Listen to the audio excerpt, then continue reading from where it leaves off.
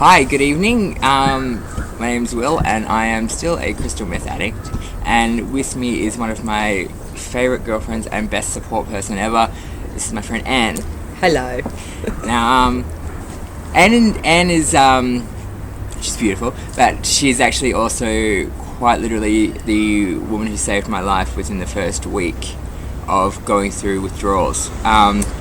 So first, I wanted to say thank you for being there, because you were there and you saw what I was like. So I guess the reason I brought Anne on today's episode is so those of you who have noticed my recovery have actually it starts from day 17 onwards, because the first 16 days I was unbearable. And would that be accurate, or? Very moody, and really just cranky all the time and very irritable, extremely irritable, which is not what I'm used to from Will. And which is totally not who I am or what I'm about. Not at all. That was like sarcastic. No, it's true though. No, but not at all. No. So the reason I brought Anne on is because those first couple of 16 days I was quite unbearable. I consider myself unbearable, and I'm lucky that I had a friend like Anne to take me where I needed to go and do what I needed to do. Like, there was a time when I was like crying, and then I was yelling, and Anne was actually coming over to my place, and I had slept the night before on my arm badly, and I couldn't use my right arm, and so Anne was coming over, and she wasn't coming quick enough on her two little feet, so like I was pissed off about that. And I walk really fast, as it is. She's German, so she's always got somewhere to be. And you know, she was working as fast as she can, and that still wasn't enough for me, and I would snap at her. And then I actually called her in not the nicest tone, like, "Where the fuck are you?" And she's like, I'm coming, calm down. And then I just would start crying, because I made her yell at me, and then I was crying about that. And finally, when Anne actually arrived at my place, I couldn't do up my shoelace. So we got flip-flops for him instead. But I didn't know about the arm thing, and, he was just kind of whinging about it. And, I understand that Will was in pain, but he also wasn't doing anything about it. Or he said he'd gone to the hospital, but he'd gone to the hospital, like a really busy hospital in Sydney, and waited in the emergency. Unless you've got a knife in your throat, you're going to wait like hours and hours. So I said, okay, well, come on then. Stay away from St. Vincent's. So I found some flip-flops in Will's room, which was like a cave. I couldn't believe it. Like, it didn't really, I don't think it was a good environment. Maybe it was just maybe making him feel worse, because it was really dark in there. It was like messy. Would you say it was an addict's environment? Like, it was just hoarded? It was like train spotting. And so I got there, and I'm a real neat freak, so I was like, oh my God, already backing it up to the door. And he told me about his arm, and I said, okay, come on, let's go then, and I'll take you to the doctor. And so at least, he was willing to consider that, but just to the fact of getting him out the door, it was too difficult. I can't find my shoes. I can't do my shoes up. All right, well, who cares about the shoes? Flip-flops it is, even though it's winter. The doctor's just up the road, so I took Will there, but the whole time, he was very sort of on edge, very annoyed, irritated, and just snappy about everything. But I kind of just, it's not really the personality that Will normally has, so I just, I bear that in mind, and I didn't take offence to it. And anything that he said, I'm 37 years old, I've been called a hell of a lot worse. So I was like, and if it did get really offensive or so, we're also friends enough that I'd be able to tell him off. So I got it, and she did. Yeah, I did. I had to. I had to. Times. And that's all I needed for him, just to kind of go, oh, hang on, maybe that was a little bit much or whatnot, and he'd try to pull it back, but then he'd also get upset that you speak to me in that way, and whatever. It's just like a duck, it just runs off your back. But when we got to the doctors, is also like quite noisy in there, and like was on the phone, and like I think to your mum, explaining to your mum what was going on. Yeah. And there was like other people there, obviously in the waiting room, thinking like, oh, you know, who are these two? What's going on here? But I was basically being really rude and like being on a phone in a quiet room. I know you're not meant to do that, and it disturbs the ambience of the piece that is a doctor's surgery. But you know, in my mind at the time, just for a bit of perspective, I didn't care. My arm was killing me. I was so angry. I didn't actually know why, and I couldn't get on top of that. But you know, again, and thank you to you. I had to fill out the forms at the doctor's. Yep.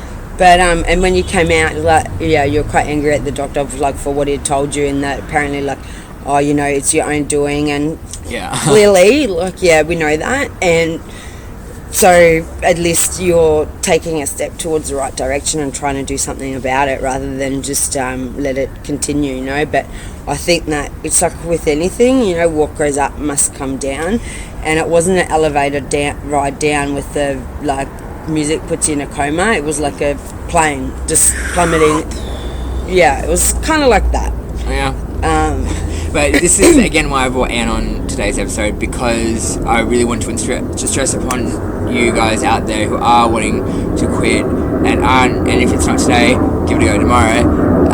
It's really, really important that you have a great friend or friends or a support network like Anne here for me.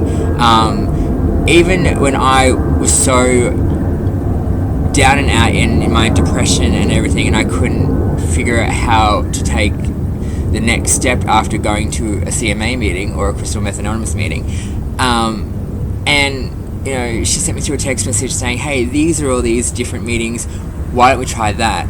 And then I was at first resistant to that, and then, you know, and then I was really kind of thingy, and then the weird thing was Anne said to me, right, let's go do something. I've lived here for, what was it, like a year now, and you hadn't seen Sydney Harbour Bridge. Because I work a lot, you know, being German. Yeah. Great work ethic. Yeah, but I think it's like, it's a very emotional roller coaster, and the main thing is, like, you got to keep busy, and because it's very easy to get stuck in that mentality of, you know, oh, well, I'm not having a good day today, and then you start to think about things, maybe opportunities missed or whatever, that you just get stuck in a rut, and it just it spirals more and more, or snowballs. Is that the same? Sorry, English my second language. But you know, that you just start really feeling sorry for yourself, and in that frame of mind, you really not. It's not. It's not a beneficial. Good. Yeah, no, not at all, because it's just making things worse, and so I think, when you're going to embark on this journey to get better, if you maybe let your friends know, like give them the heads up, you know, I'm going to be irritable, I'm going to be rude, I'm going to snap at you, and maybe you sometimes don't want to be around me, but if, you know, ask them that they don't give up on you, because it's a simple phone call like, hey, what are you doing today? Do you want to go for coffee? Or just to check in, and little things like that is...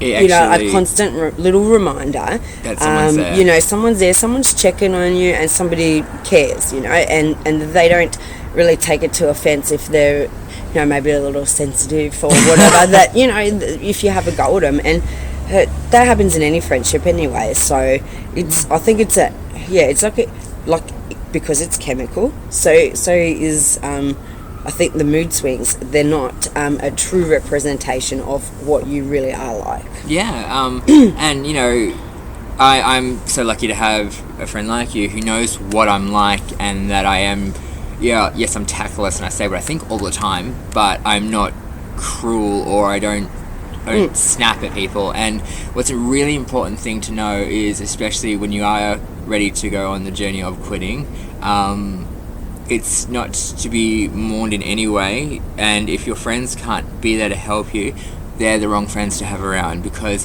those phone calls that, you know, just to check in, or hey, do you want to go for a coffee, or hey, do you want to walk across Sydney Harbour fucking Bridge, they're the ones. It was a great day. There'll be photos, I'll put a link. And those phone calls will be the ones that save your life, and that's literally saving my life.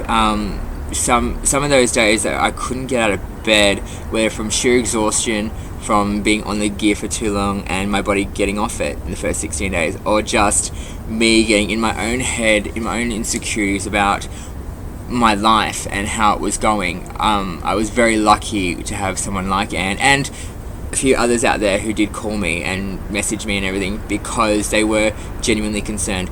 And when a friend does show genuine concern, don't write it off as you're having a psychosis or something, because it's really easy to do that because you don't trust anything in the world. But when a friend genuinely says to you, hey, are you alright, man, let's go do something, just take it for what it is. If you don't trust it at first, that's cool. Just take it for what it is and then do whatever it is you're going to do, and then that will lift and you will become used to it.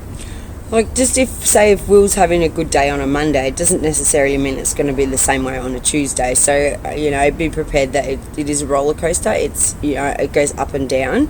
And sometimes, I would see posts like, oh, okay, day whatever, for example, 21, or, just fuck off world. Like, then I know, oh, okay, I'm just going to give, well, there you go. I've seen it. I'm aware this is how he's feeling today. I'm not going to pester him to do all sorts of things, but if I don't hear from him whatever in another day or so, I'm just going to just check in, but I'm not going to be a pest about it either. And he knows if he needs to call me at any time, I'm there. So, and one of the things Anne's always done for me is just random little gifts to make me smile and giggle and stuff like that, stuff that normal people do for their friends. And I took great delight finally in being able to return the favour last night, because I had some spare time and I wanted to do something nice because she hasn't been having the best time herself at the moment. So I bought her some lollies. I love lollies. And a deck of cards. Because that's a private joke. So, it was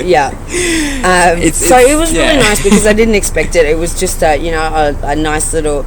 it was a surprise visit at my work, and it was a small gesture that actually, it represented something much bigger than that. So, to me, anyway. So, yeah, it was really nice.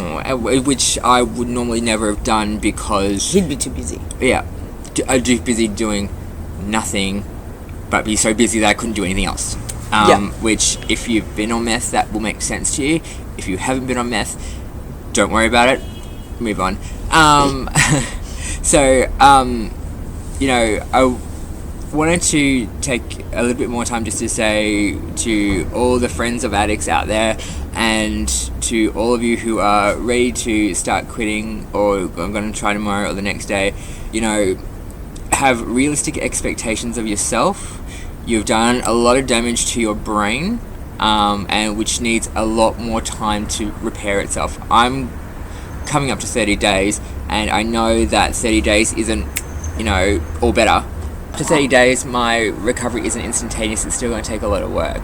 And it's because of people like Anne that I know it will have my back, that I can make it to 30 days, 60 days, 90 days, and get better with my disease and my addiction. So Anne and I are going to say goodbye now. Just want to say a big thank you to Anne for coming on. So, say goodbye. Yep. Oh, see you later. And for those of you out there who are still addicts and you are wanting to quit, there is always help. Down below, I'll put a link to all the support services. Don't show up there.